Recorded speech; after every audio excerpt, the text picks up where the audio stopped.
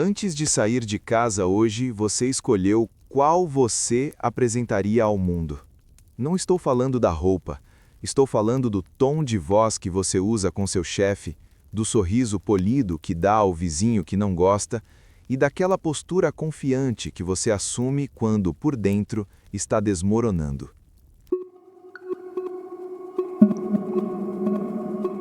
A palavra persona vem do latim e significava literalmente a máscara usada pelos atores no teatro clássico. Jung percebeu que todos nós somos atores em um palco social. A persona é um sistema de adaptação. É o compromisso entre quem você realmente é e o que a sociedade espera que você seja. Pense nisso como uma pele funcional. Sem ela, seríamos vulneráveis demais, crus demais. Se você dissesse tudo o que pensa em um jantar de família ou agisse puramente por instinto em uma entrevista de emprego, a estrutura social colapsaria. A máscara é, paradoxalmente, o que nos permite conviver. Mas aqui reside o perigo. A camada 1 é sedutora. Quando você recebe elogios pela sua bondade, pela sua eficiência ou pela sua santidade, o seu ego começa a se apaixonar pela máscara. Na filosofia, isso flerta com o conceito de má-fé de Jean-Paul Sartre, quando mentimos para nós mesmos, fingindo que somos apenas o papel que desempenhamos. Você já sentiu aquele cansaço inexplicável após um evento social? Não é cansaço físico, é a exaustão da performance. É o peso de sustentar uma identidade que foi construída para agradar, não para expressar. Pare por um segundo e analise. A sua simpatia é genuína ou é um mecanismo de defesa para evitar conflitos? Sua autoridade é real ou é um medo disfarçado de parecer fraco? O problema real não é ter uma persona. O problema é a identificação com ela. Quando você acredita que você é a máscara, tudo o que não cabe nela é empurrado para o porão. Se sua máscara é a do bom moço, onde você guarda sua raiva?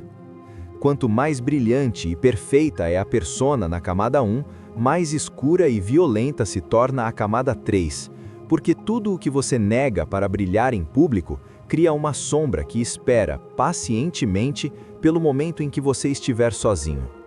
A camada 1 é necessária para sobreviver, mas é insuficiente para viver. Se a máscara cair agora, o que sobra? Um rosto autêntico ou um vácuo de quem esqueceu quem era?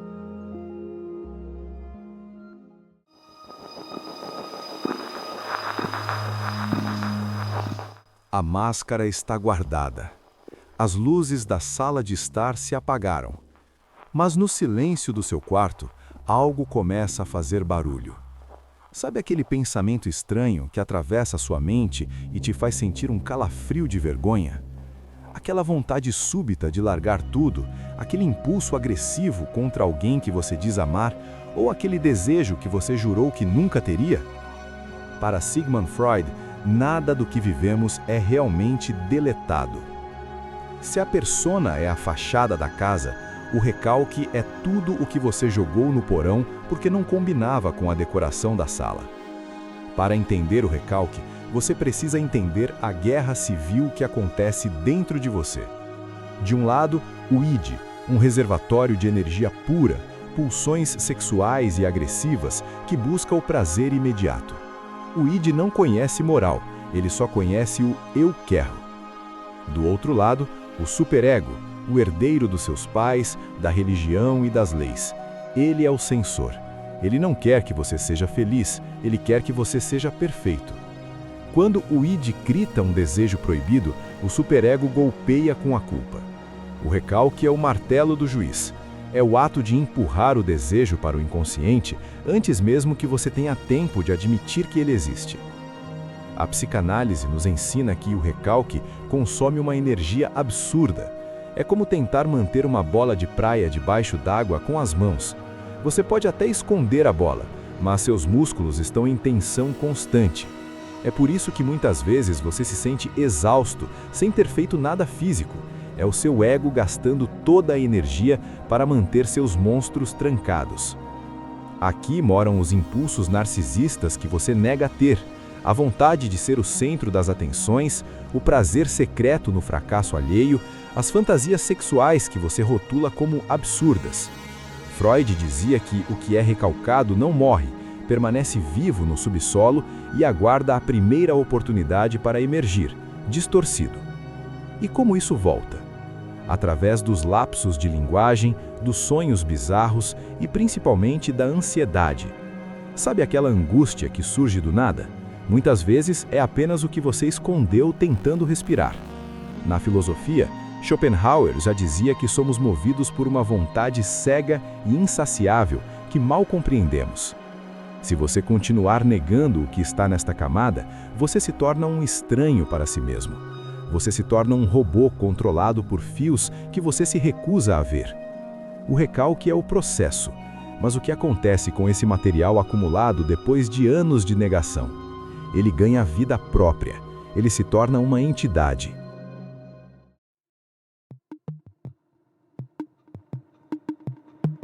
Se a camada 2 foi o ato de empurrar o que não gostamos para o escuro, a camada 3 é o que acontece quando esse escuro ganha vida própria. Conheça a sua sombra. A sombra não é composta apenas por maldade. Ela é composta por tudo aquilo que a sua persona não pôde incluir para ser aceitável. É o seu lado selvagem, sua criatividade bruta, sua inveja silenciosa e seus julgamentos mais cruéis. Sabe aquela pessoa que te irrita profundamente? Aquele colega de trabalho que você acha arrogante demais? Ou aquele parente que você rotula como falso? Preste muita atenção agora. Na maioria das vezes, o que você odeia neles é exatamente o que você não suporta admitir em si mesmo. Isso se chama projeção. Como a carga da nossa sombra é pesada demais para o nosso ego carregar, nós a projetamos no mundo. Nós vemos o mundo não como ele é, mas como nós somos por dentro. Se você vive cercado de pessoas que considera egoístas, talvez seja a hora de perguntar: onde eu estou sendo egoísta e me recusando a ver? A sombra vaza nos detalhes. Ela vaza naquela fofoca que te dá um prazer estranho. Ela vaza na alegria secreta que você sente quando alguém que você inveja fracassa, o famoso Schadenfreude. Ela vaza quando você se torna um justiceiro social na internet, descarregando um ódio real sobre o pretexto de uma causa nobre. A sombra é como um animal enjaulado. Quanto mais você finge que não existe, mais força ela ganha. E quando ela finalmente escapa, ela não pede licença. Ela assume o controle através de explosões de raiva, sabotagens em relacionamentos ou depressões inexplicáveis.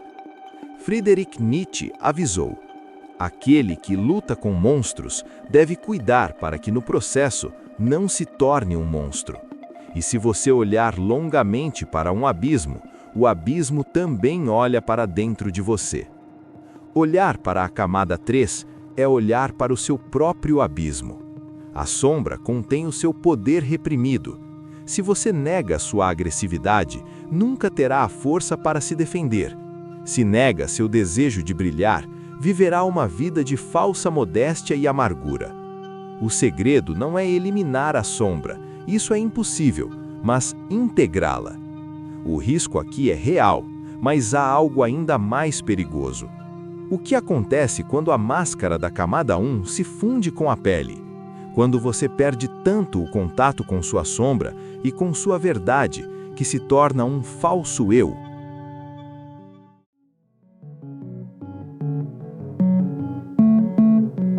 Você já teve a sensação de que mesmo conquistando tudo o que deveria conquistar, ainda se sente um fraude?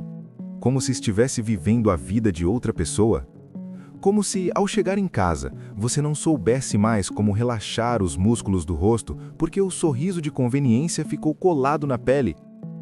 Bem-vindo à camada 4, o falso eu.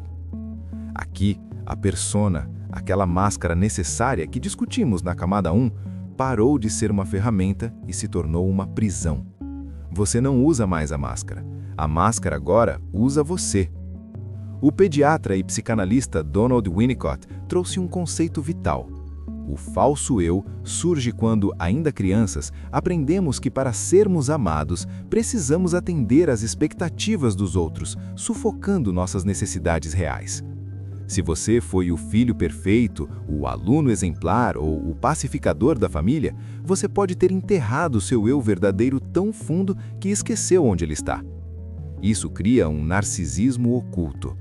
Não é aquele narcisismo barulhento de quem se acha o melhor, mas um narcisismo de imagem. Você vive para o olhar do outro. Você não escolhe o que gosta, escolhe o que parece bom gostar. Você não busca felicidade, busca admiração. E por dentro? Por dentro há um deserto. Martin Heidegger chamava isso de a queda. Vivemos no modo do eles. Nós fazemos o que eles fazem. Falamos como eles falam, tornamo-nos impessoais. É o auto-engano sofisticado, você se convence de que é feliz porque segue o roteiro, mas sua alma está morrendo de tédio e falta de sentido. O falso eu é exaustivo, ele exige manutenção 24 horas por dia. É o medo constante de ser descoberto, de que alguém perceba que, por trás de toda essa competência e beleza, existe alguém assustado, confuso e terrivelmente humano. O maior sacrifício que alguém pode fazer é sacrificar quem realmente é, em troca de quem o mundo quer que ele seja. Mas o falso eu sempre racha, geralmente na crise da meia-idade, em um burnout ou em um colapso emocional. A vida tem uma maneira cruel de nos lembrar que uma máscara não consegue sangrar, não consegue amar e definitivamente não consegue viver. Se você sente que sua vida é uma vitrine bonita para uma loja vazia, você está na camada 4. E a pergunta agora não é mais como manter a máscara, mas sim, você teria coragem de destruí-la mesmo sem saber o que tem por baixo?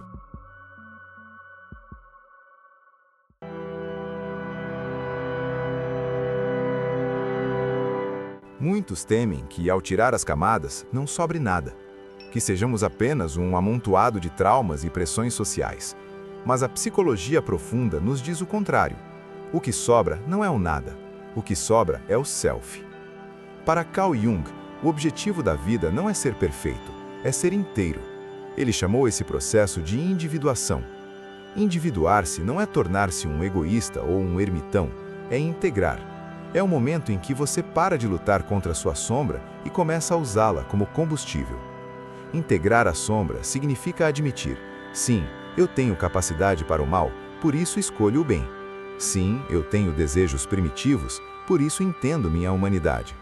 Quando você aceita suas contradições, o superego perde o chicote e o id para de tentar derrubar a porta. Você finalmente se torna o mestre da sua própria casa. O risco de olhar para dentro é o risco de descobrir que você não é quem pensava ser. É o fim da segurança da ignorância. Mas a recompensa é a única coisa que realmente importa: a autenticidade. O indivíduo que passou pelas 5 camadas não precisa mais gritar para ser ouvido, nem se esconder para ser amado. É como dizia o filósofo Søren Kierkegaard: a forma mais comum de desespero é não ser quem se é. Mas a forma mais elevada de liberdade é a coragem de ser exatamente o que você encontrou aqui embaixo, sem filtros, sem retoques. Então, quem é você quando ninguém está olhando? Você é o observador.